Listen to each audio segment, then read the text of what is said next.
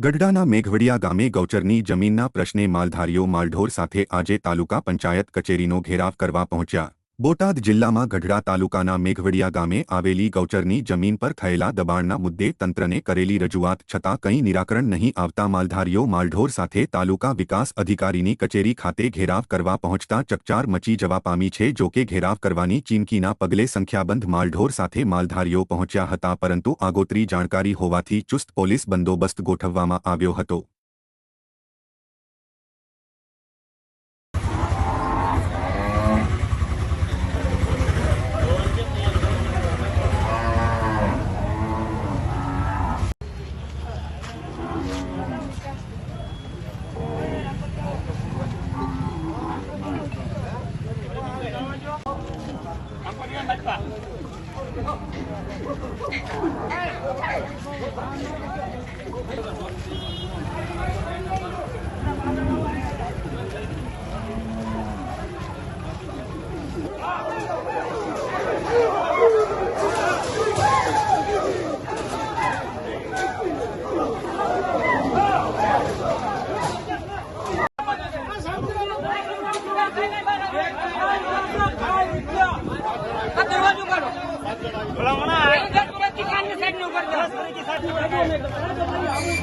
ભલા